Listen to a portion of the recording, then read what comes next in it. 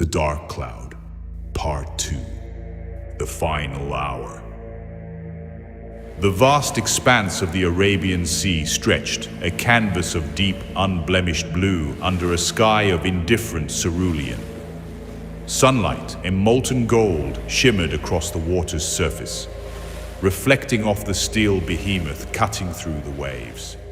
The USS Reaper, a titan of modern warfare, sliced a precise path, her deck a miniature city of parked jets and bustling crew. Below, in the CIC, Commander Elias Vance, a man whose salt and pepper hair matched the gray of his eyes, watched the radar display. A faint, smudged anomaly bloomed on the distant edge of the screen, an inky stain against the crisp green. He leaned closer, his brow furrowing. "Ensign, confirm that atmospheric reading." His voice, usually a low rumble, held an edge. The young ensign, his face pale against the console's glow, tapped at his controls. "Confirming, sir. Anomalous cloud formation, rapid growth, velocity, unprecedented." Vance's gaze flickered to the wide viewport, but the horizon remained clear, a sharp line where sea met sky. He felt a prickle on his neck, a veteran's instinct screaming. "Sound the alarm. All hands brace for extreme weather conditions. Secure all flight deck operations. Now!" Klaxons blared, a jarring metallic shriek that echoed through the ship's corridor. Crewmen, their faces taut, scrambled, securing loose equipment, battening down hatches. The calm blue sky overhead began to bruise, a dark stain spreading from the distant anomaly, devouring the light. The wind, initially a gentle caress, whipped into a frenzy, tearing at the flag, howling like a banshee through the rigging. The ship, once an unyielding force, began to pitch and roll, a toy in an invisible hand.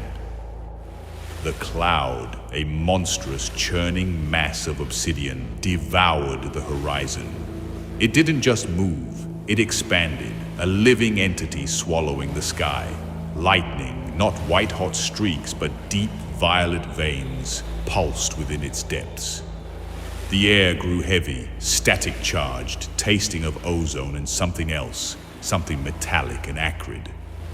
Rain began, not drops, but sheets of freezing water lashing the deck, stinging the skin.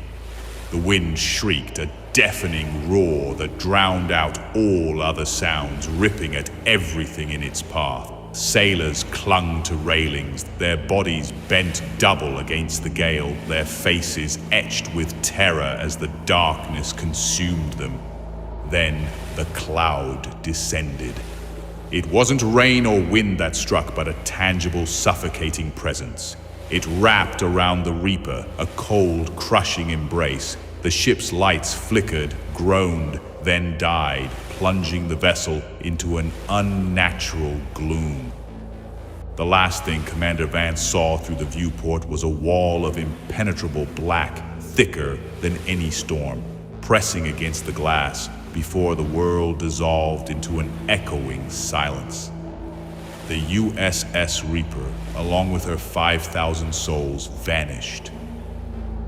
Days later, in a capital city bustling with the relentless rhythm of commerce, Arthur Finch, a man whose expensive suit draped his frame with effortless elegance, stepped out of his towering corporate office.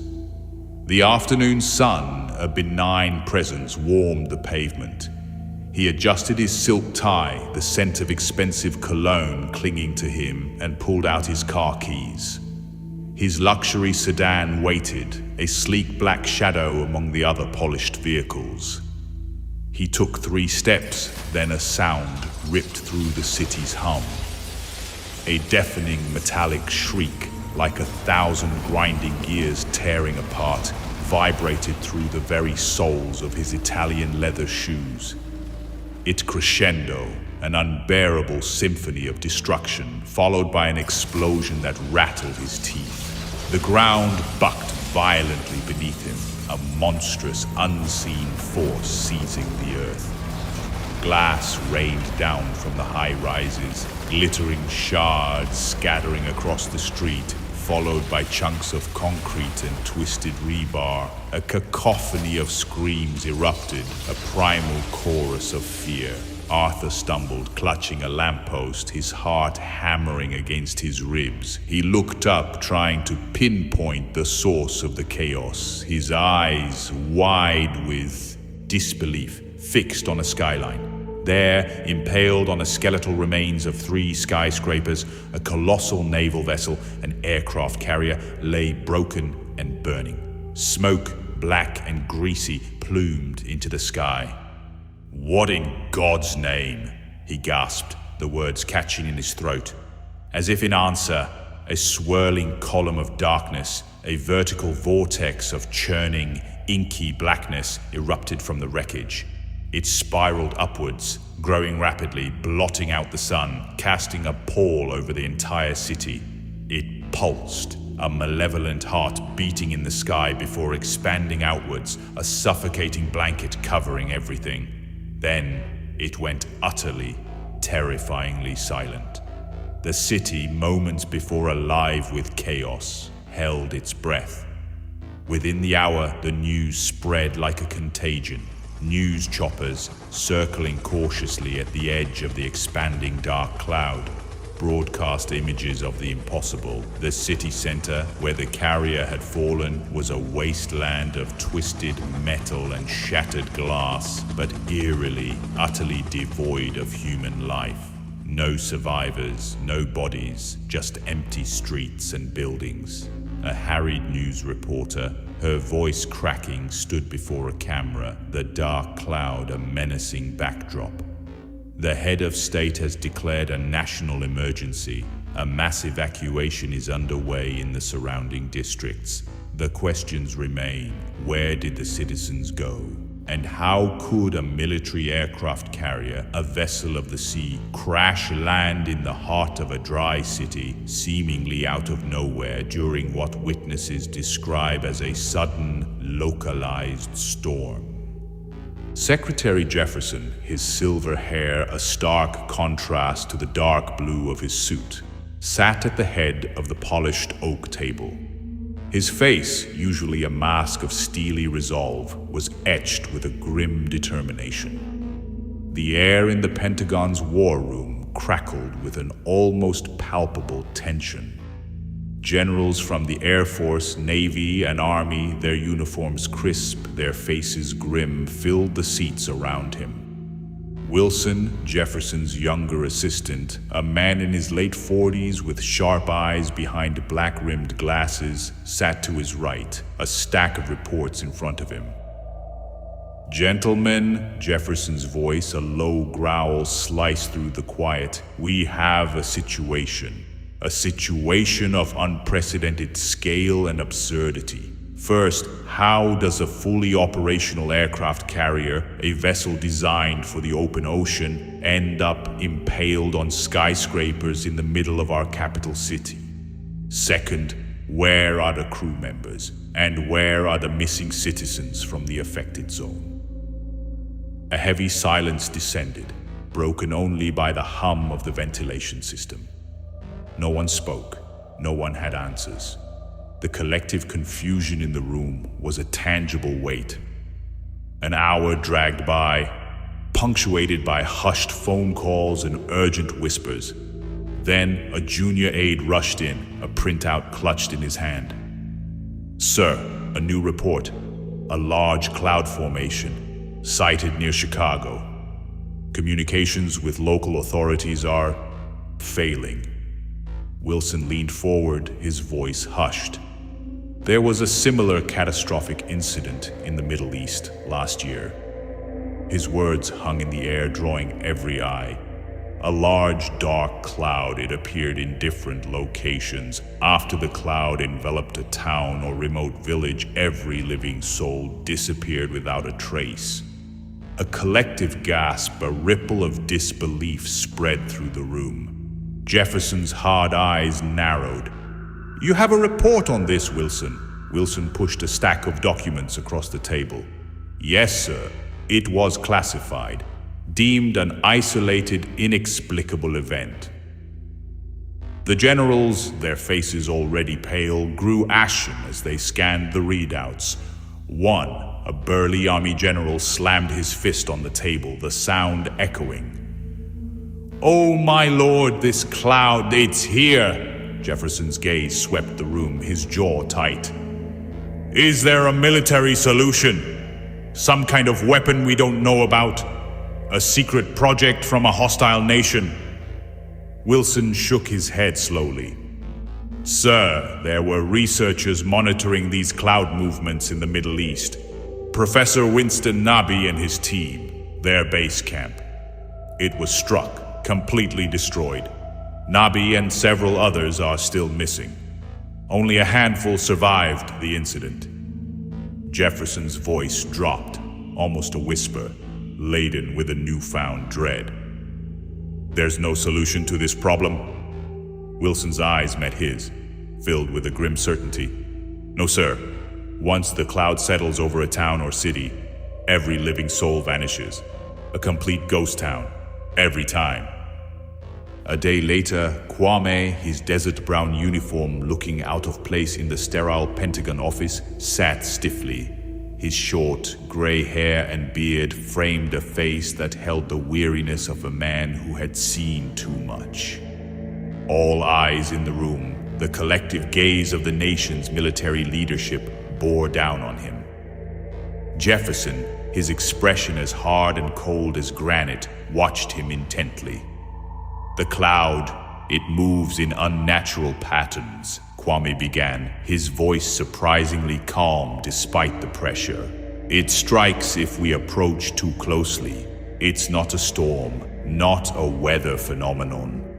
He continued, detailing the strange, almost intelligent movements he had observed, the way it seemed to anticipate their probes, the unnerving silence it left in its wake. The generals exchanged glances, their expressions a mix of skepticism and a dawning, uncomfortable understanding.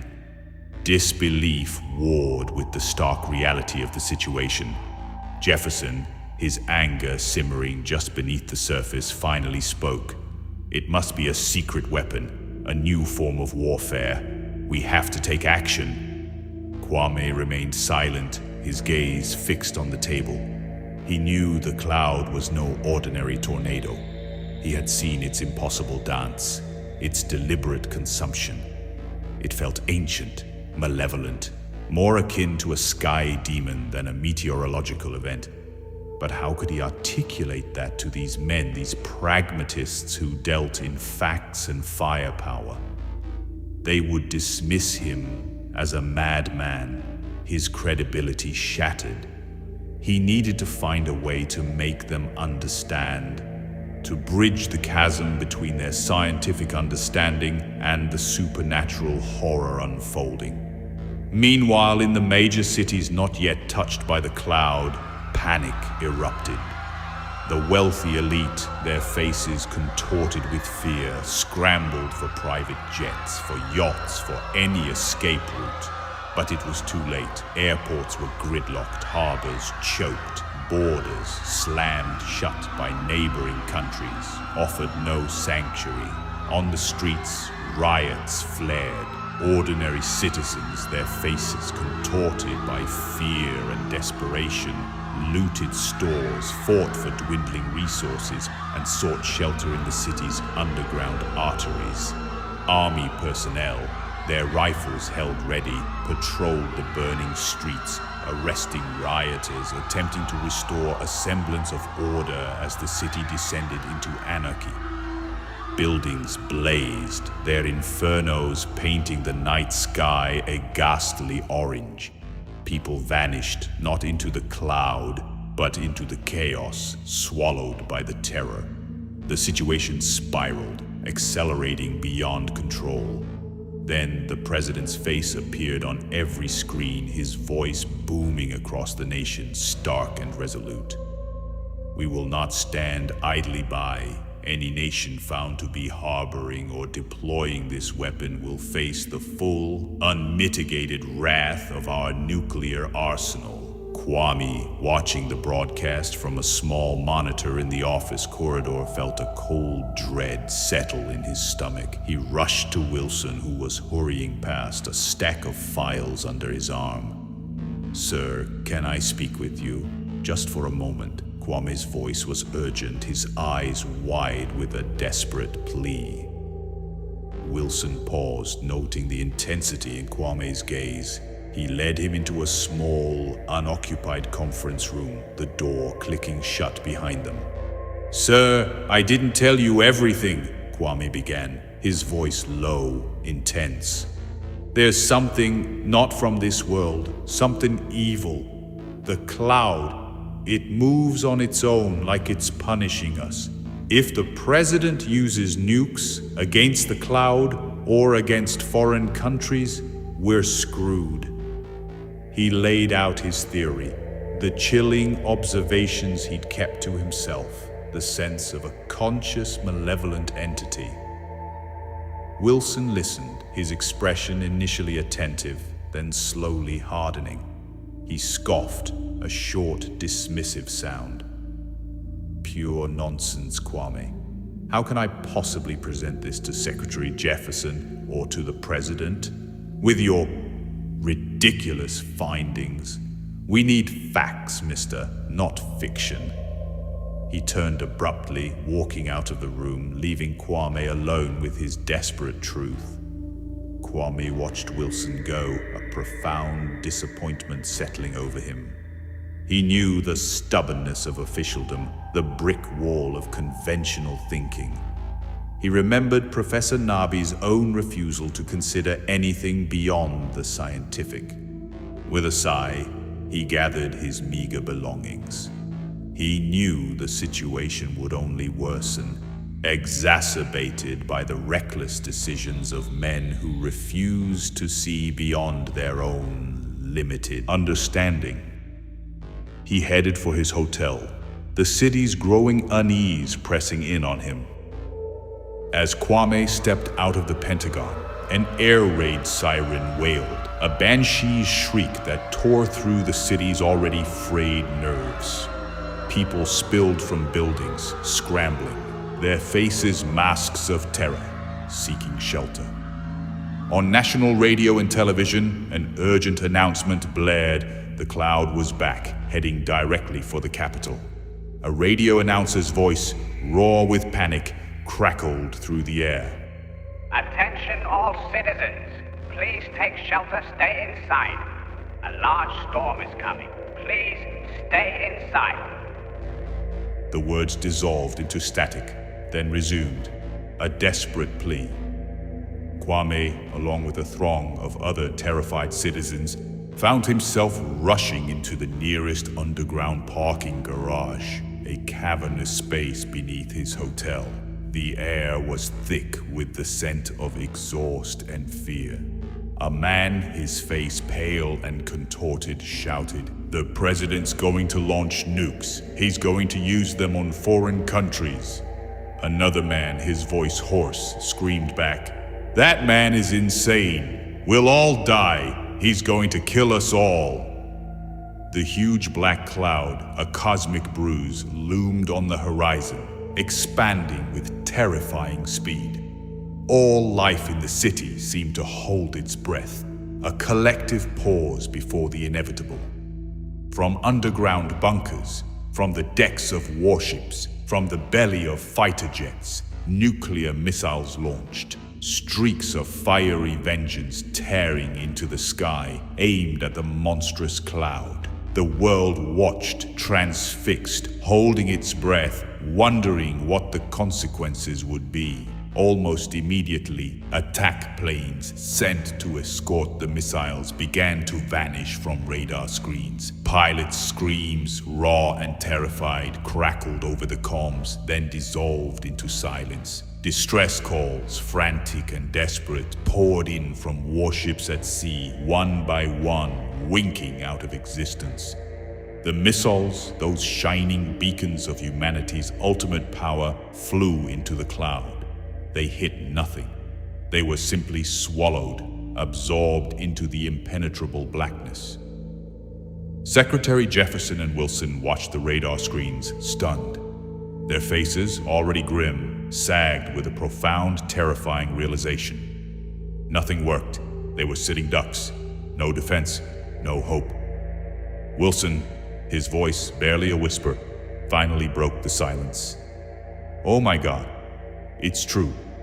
The cloud. It's moving on its own. It's alive." Jefferson turned to him, his eyes blazing with a desperate fury. "Alive? It's true? What are you talking about, Wilson? Do you have more information you've kept from me?" Wilson, his voice shaking, quickly briefed Jefferson on Kwame's findings from the desert incident. The impossible movements, the chilling sense of intelligence. He spoke of the warnings, the dismissed theories, and the terrifying possibility of what would happen if they provoked it further. The outcome arrived. A radar technician, his voice choked with disbelief, screamed from his console. "Sir, the missiles, they're coming back. They've been rerouted. They're headed back to their launch points." The cloud, a malevolent god, had gathered their ultimate weapons and turned them back on their creators. On the radio, the announcer's voice, now a desperate sob, returned. "Attention all citizens, incoming missiles. Seek shelter now." The broadcast abruptly cut off. A blinding flash, then a deafening roar shook the city. The first missile had hit not far from the radio station. A mushroom cloud, monstrous and terrifying, bloomed against the city skyline, a symbol of humanity's self-inflicted doom. More impacts followed across the country. Doomsday was here. Kwame, huddled in the underground garage with the other terrified citizens, knew. He knew from his experience in the Middle Eastern desert. He remained still, hoping for the best, bracing for the worst.